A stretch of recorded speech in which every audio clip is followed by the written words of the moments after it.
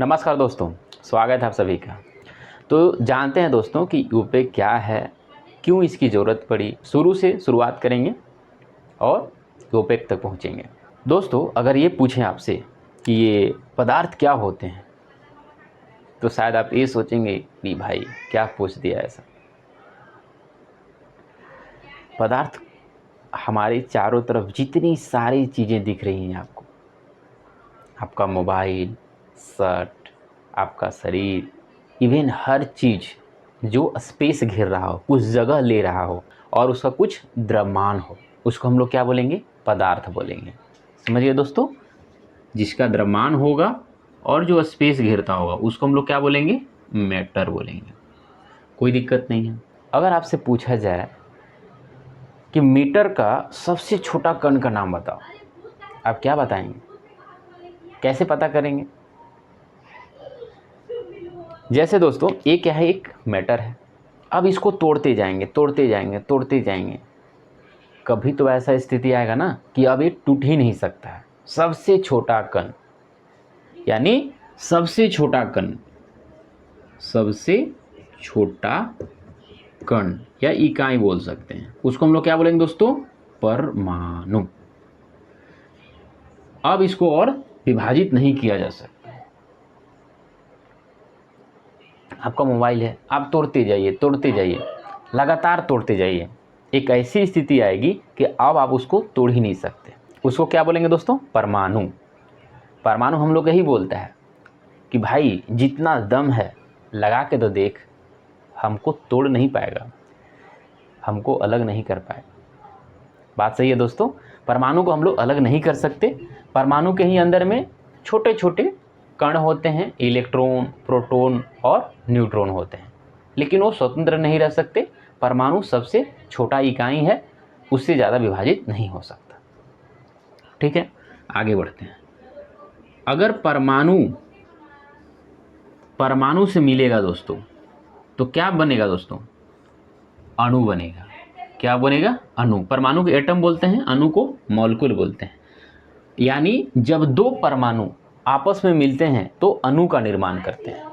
जैसे मान लीजिए ऑक्सीजन है, दूसरे ऑक्सीजन परमाणु से मिल रहा है, क्या निर्माण करेगा दोस्तों? ऑक्सीजन अणु का निर्माण करेगा। उसी तरह से हाइड्रोजन है, हाइड्रोजन परमाणु मिलेंगे, हाइड्रोजन अणु का निर्माण करेंगे। ऐसे ये स्वतंत्र नहीं रह सकते। हम लोग भी स्वतंत्र नहीं रहते हैं। बहुत कम लोग हैं जो स्वतंत्र तरीके से रहते हैं, मतलब अकेला। हम लोग को भी दोस्त चाहिए, जीवन साथी चाहिए, तब हम लोग का फैमिली कंप्लीट होता है। उसी तरह से अकेले ये स्वतंत्र नहीं रह सकता, इसको भी एक साथी चाहिए दोस्तों। ये भी तो अपना दुख दर्द शेयर करेगा उससे।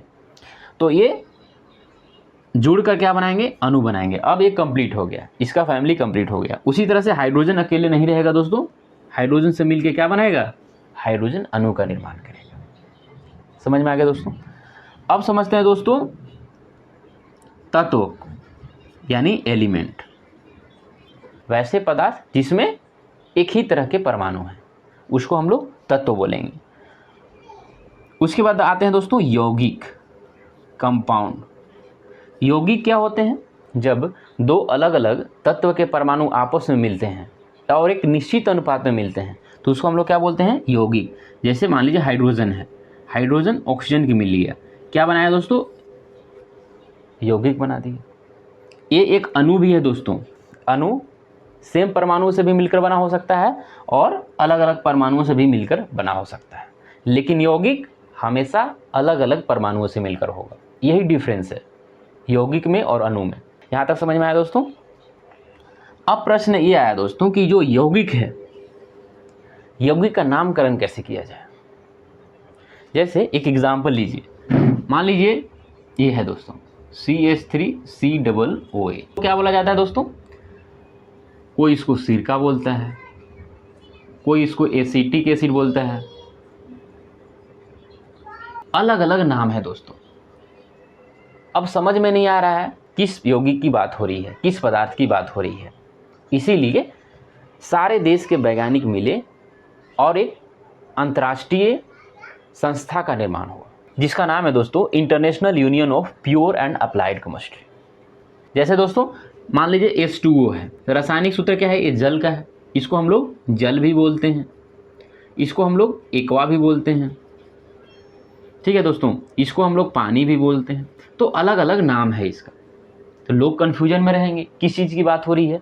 इसीलिए एक ऑफिशियल नाम होना चाहिए ताकि सारे देश के वैज्ञानिक, पढ़ने वाले लोग और जो यूज कर रहे हैं इस यौगिकों का, वो समझ सके कि किस यौगिक का बात हो रही है। एक ऑफिशियल नाम होना चाहिए।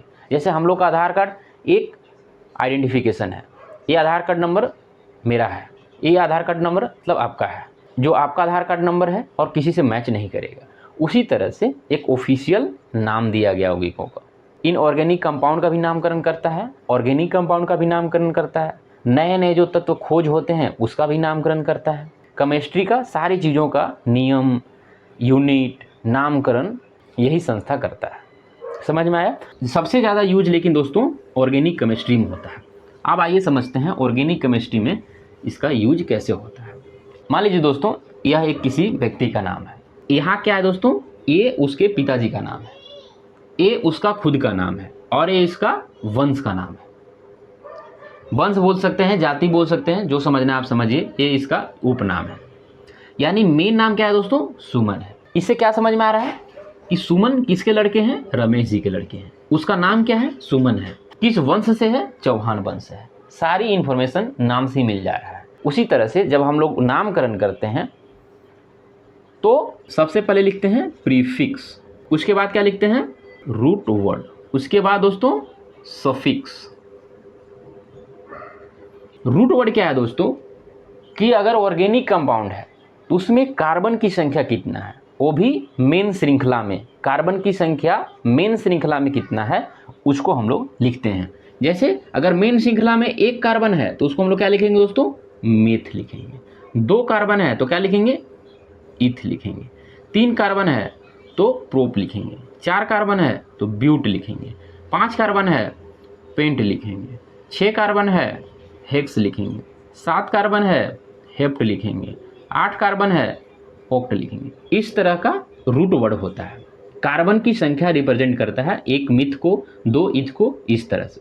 सफिक्स क्या है दोस्तों, फंक्शनल ग्रुप को रिप्रेजेंट करता है।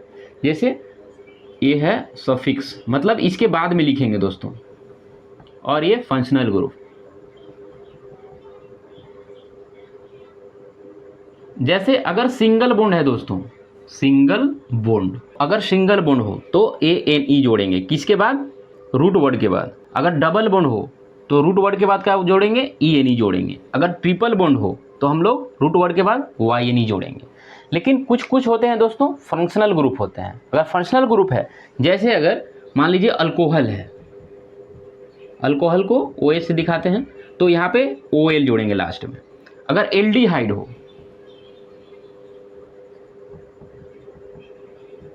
तो यहाँ पे AL जोड़ेंगे लास्ट में, इसके बाद जोड़ेंगे। अब प्रीफिक्स क्या होता है, इसमें अगर कोई समूह जोड़ा हो, जैसे अगर CH3 जोड़ा हो तो उसको क्या बोलेंगे दोस्तों, मिथाइल। CH2 CH3 हो तो उसको हम लोग क्या बोलेंगे दोस्तों, इथाइल जोड़ेंगे। ये रूट वर्ड के पहले आएगा।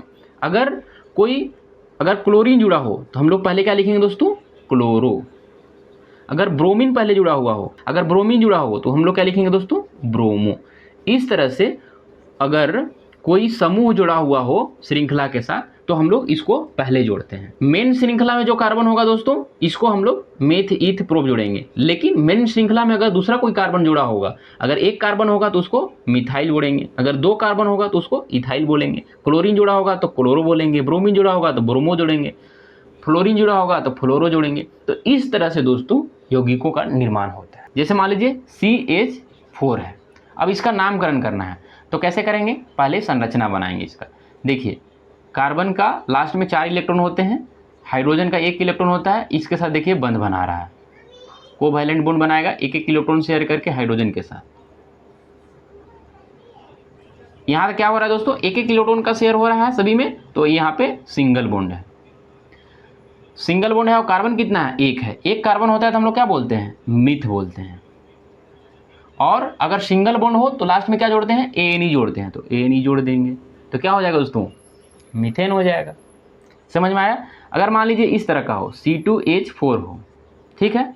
अब इसको देखिए संरचना बनाइए, डबल है दोस्तों, इसमें 4 हाइड्रोजन है, एक हाइड्रोजन मान लीजिए यहाँ जुड़ गया एक इलेक्ट्रॉन शेयर करके यहाँ यहाँ।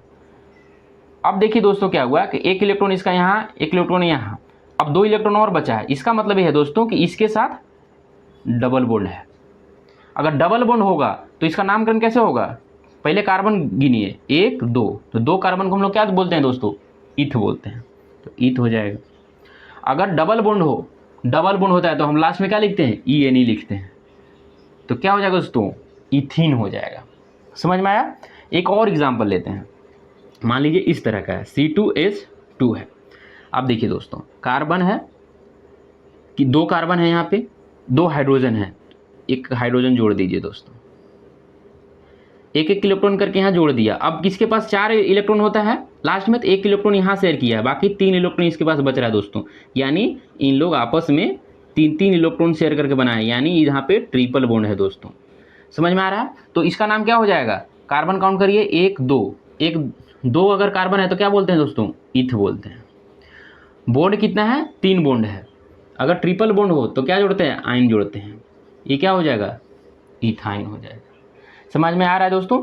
और अगर इसमें हाइड्रोजन की जगह यहाँ पे दोस्तों अगर क्लोरीन रहेगा तो ये क्या हो जाएगा, क्लोरोइथीन हो जाएगा। समझ में आ रहा है।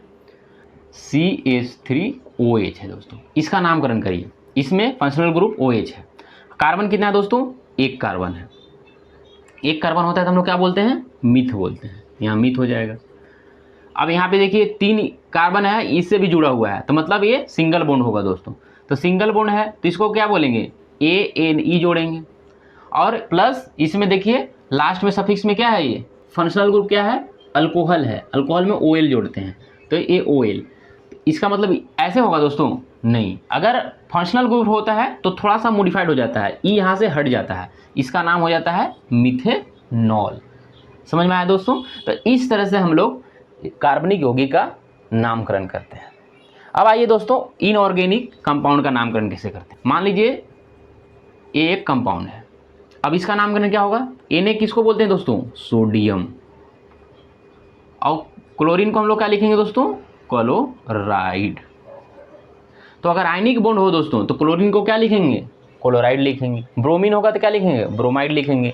फ्लोरीन होगा तो फ्लोराइड होगा।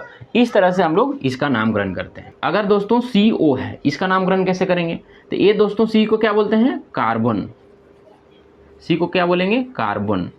और ऑक्साइड, अगर एक ऑक्सीजन रहेगा दोस्तों तो उसको मोनो बोलते हैं, एक रहेगा तो क्या बोलेंगे, मोनो। किस में, इनऑर्गेनिक कंपाउंड में। 2 रहता है तो डाई, 3 रहता है तो ट्राई, 4 रहता है तो टेट्रा। इस तरह से दोस्तों हम लोग नामकरण करते हैं इनऑर्गेनिक कंपाउंड का। इसका क्या हो जाएगा, कार्बन, चूंकि एक ऑक्सीजन है तो यहाँ क्या लिखेंगे, मोनो। और ऑक्सीजन को क्या लिखेंगे दोस्तों, ऑक्साइड लिखेंगे। सल्फर रहेगा तो सल्फाइड हो जाएगा।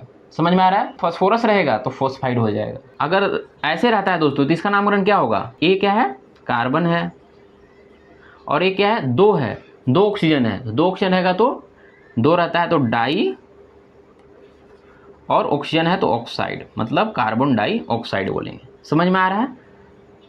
तो इस तरह से हम लोग इसका नामकरण करते हैं दोस्तों। यूपेक क्या अंतर्राष्ट्रीय संस्था है जो केमिस्ट्री का इकाई हो गया, नए एलिमेंट जो खोज रहे हैं उसका नामकरण, यौगिकों का नामकरण, ये सभी तय करता है दोस्तों। क्योंकि हो सकता है अलग अलग देशों में अलग अलग नाम हो, इससे पढ़ने वालों को भी दिक्कत होगा, वैज्ञानिकों को भी दिक्कत होगा खोज करने में, इंडस्ट्री वालों को भी दिक्कत होगा, सारे स्टेक होल्डर को दिक्कत होगा। इसीलिए एक ऑफिशियल नाम देने वाला संस्था बनाया गया, यूपेक बनाया गया, जो केमिस्ट्री का नियम तय करता है। आशा करते हैं आपको समझ में आया होगा। अगर समझ में आया है तो वीडियो को लाइक करिएगा। अगर कोई स्टेप समझ में नहीं आया है तो कमेंट करिएगा, मैं उसको समझाने की कोशिश करूँगा। Thank you.